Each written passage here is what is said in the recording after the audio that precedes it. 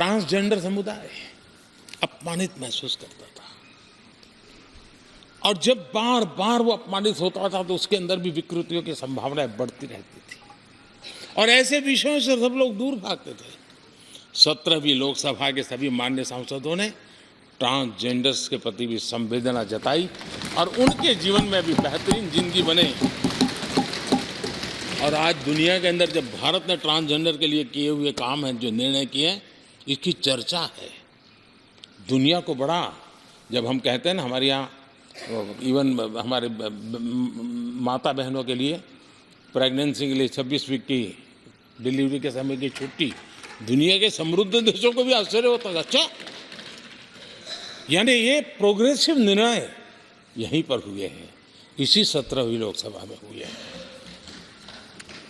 हमने ट्रांसजेंडर को एक पहचान दी है।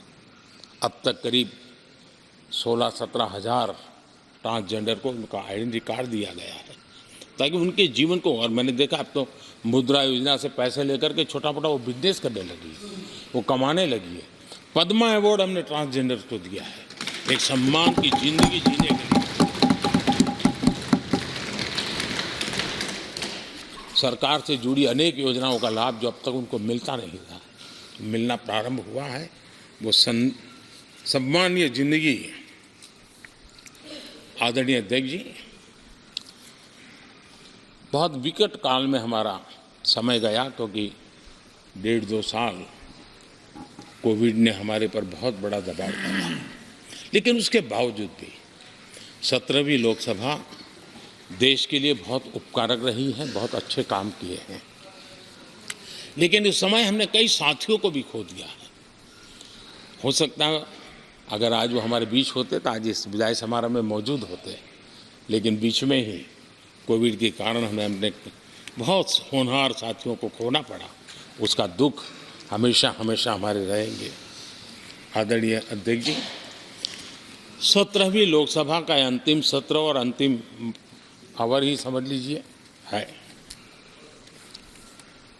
लोकतंत्र और भारत की यात्रा अनंत है, अनेक, और ये देश किसी पर्पज के लिए है, उसका कोई लक्ष्य है, वो पूरी मानव जात के लिए।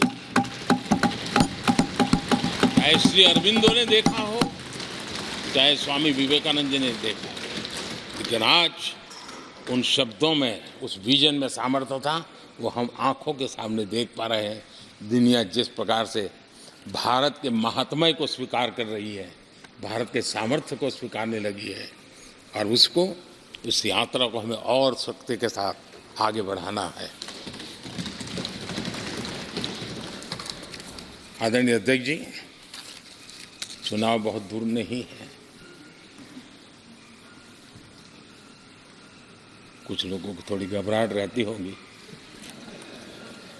लेकिन ये लोकतंत्र का सहज आवश्यक पहलू है। हम सब उसको गर्व से स्वीकार करते हैं, और मुझे विश्वास है कि हमारे चुनाव भी देश की शान बढ़ाने वाले, लोकतंत्र की हमारी जो परंपरा है, पूरे विश्व को अचंभित करने वाले अवश्य रहेंगे। ये मेरा पक्का विश्वास है।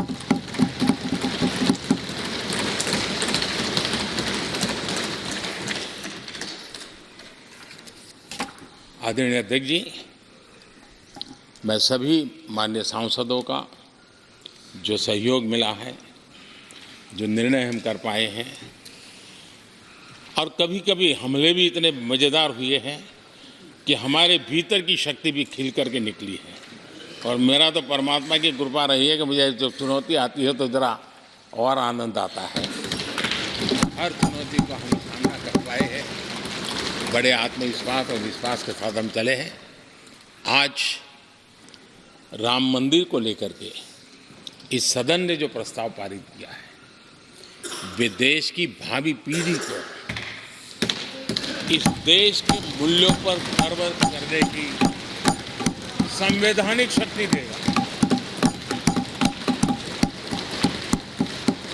ये सही है कि हर किसी में ये सामर्थ्य नहीं होता है कि ऐसी चीज़ों में तो कोई हिम्मत दिखाते हैं, कुछ लोग मैदान छोड़ के भाग जाते हैं, लेकिन फिर भी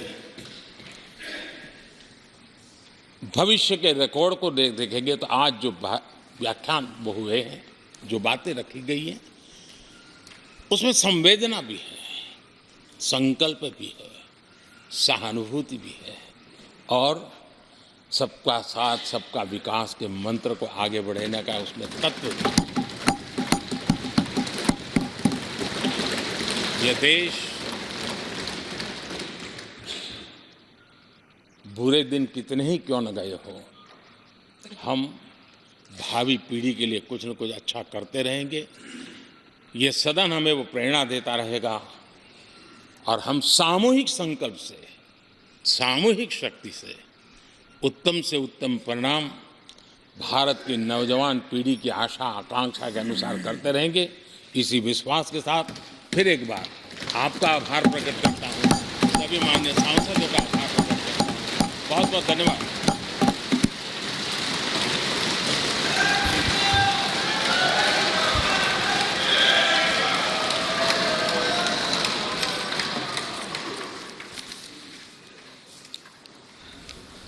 तो प्रधानमंत्री नरेंद्र मोदी को आप यहां पर सुन रहे थे। उन तमाम मुद्दों पर यहां पर बोलते हुए उनके संबोधन को आप यहां पर सुन रहे थे।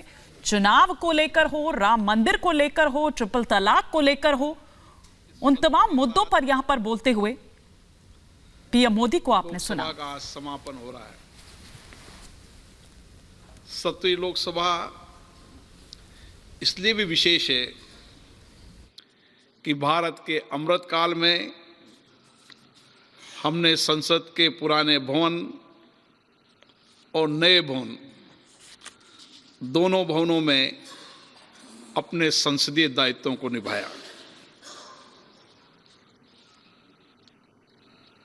यह अवसर हमें मिला,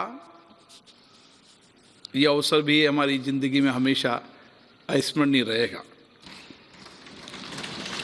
नए भवन में स्थापित पवित्र सिंगोल न्याय, सुशासन, राष्ट्रीय एकता और राजनीतिक शुचिता का प्रतीक है। हमारे महान लोकतंत्र की इस उच्चतम संस्था के पीठासीन अधिकारी के रूप में आप सबके सहयोग से, आपके सकारात्मक सहयोग से मैंने दायित्व निभाया।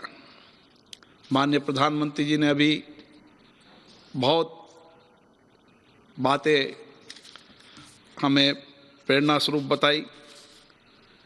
हमारे लिए ये पल ऐतिहासिक पल रहेगा, अद्भुत भी रहेगा और हमारी जिंदगी में लोकतंत्र की इस यात्रा के लिए हमेशा स्मृतिपूर्ण वाला ये काल हमारे लिए रहेगा।